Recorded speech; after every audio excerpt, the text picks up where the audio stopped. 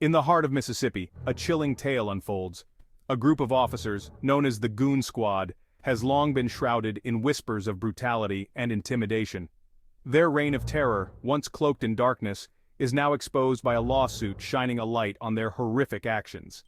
This isn't just a local issue, it's a stark reminder of the deep-seated problems within law enforcement across America. The Goon Squad case has sent shockwaves through the nation, forcing us to confront an unsettling truth. Behind the badge, a culture of violence festers. These officers, sworn to protect and serve, have instead chosen to terrorize the very community they vowed to defend. How did this happen? What allowed such a group to operate with impunity for so long? The lawsuit paints a grim picture of unchecked power and systemic failure. Victims recount tales of beatings, false arrests, and intimidation tactics that would make your blood run cold. These aren't isolated incidents. They are the chilling consequences of a culture that tolerates, even encourages, excessive force. The Goon Squad is not an anomaly. They are a symptom of a much deeper disease. The lawsuit against the Goon Squad reads like a horror story. Victims, many of them black men, describe being targeted for their race and perceived vulnerability. The officers, drunk on power and fueled by prejudice, allegedly inflicted unimaginable pain and suffering. Their actions are a betrayal of the badge and a stain on the very fabric of justice. One victim, Michael Jenkins, recounts being stopped for a minor traffic violation. What should have been a routine stop turned into a nightmare. Jenkins was brutally beaten, suffering a broken jaw and severe internal injuries. His only crime? Daring to question the officer's authority.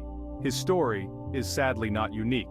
The lawsuit details a pattern of behavior that is both shocking and all too familiar.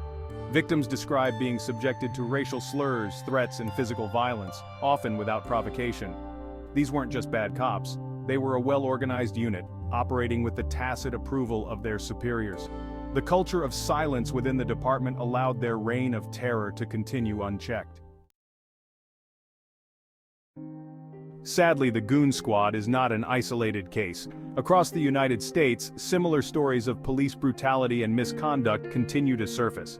From Rodney King to George Floyd, the names of victims ring out as grim reminders of a system that too often fails to hold its own accountable. These cases, though geographically diverse, share a common thread: a disregard for human life and a culture of impunity. The history of policing in America is intertwined with racial profiling and violence against marginalized communities. From the slave patrols of the antebellum South to the brutal suppression of civil rights activists, law enforcement has often been used as a tool of oppression. The Goon Squad case is a stark reminder that these dark chapters are not relegated to the past. The echoes of this history reverberate in the stories of victims like Eric Garner, Tamir Rice, and Breonna Taylor. Each case ignited outrage and sparked demands for reform, yet the cycle of violence continues. Why? Because the underlying systemic issues remain unaddressed. We must acknowledge this painful legacy and confront the ways in which it continues to shape law enforcement today. Beyond the badge, systemic issues plague policing. The Goon Squad case highlights a systemic problem within law enforcement. It exposes the dangers of a warrior cop mentality, where officers view themselves as soldiers in a war against crime, rather than guardians of their communities. This mindset, fueled by fear and prejudice, creates a dangerous us versus them dynamic. The lack of accountability within police departments is another major issue. Too often, officers who engage in misconduct are protected by a code of silence and a system that prioritizes their word over that of civilians. This fosters a culture where bad apples are allowed to flourish and victims are denied justice. We also need to examine the role of implicit bias in police brutality. Studies have shown that even well-intentioned officers can be influenced by unconscious prejudices, leading to disproportionate use of force against people of color. Addressing this issue requires comprehensive training and a commitment to diversifying police departments to better reflect the communities they serve. A crisis of trust. Communities demand accountability. The Goon Squad case has shattered the trust between law enforcement and the community it swore to protect. This breach of trust has far-reaching consequences. When people fear the very individuals tasked with their safety, it erodes the social contract and undermines the legitimacy of the entire justice system.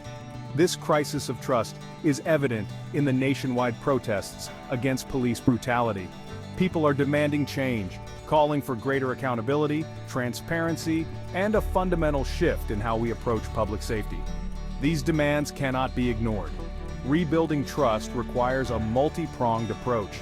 It demands holding officers accountable for their actions, ending the code of silence, and implementing robust civilian oversight. It also necessitates a shift in culture, moving away from the warrior cop mentality towards a community policing model that prioritizes de-escalation, empathy, and building relationships. The long road ahead, reimagining justice and safety. The Goon Squad case is a wake-up call. It reminds us that police brutality is not a problem confined to a few bad apples.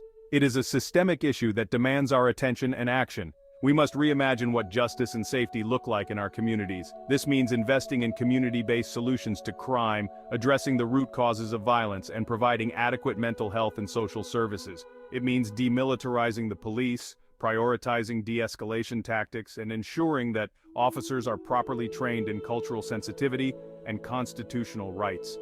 The road ahead will be long and challenging, but we cannot afford to be complacent. The lives of our fellow citizens depend on it. Let us honor the victims of police brutality by demanding better, by fighting for a future where justice is truly blind and where every American feels safe and protected.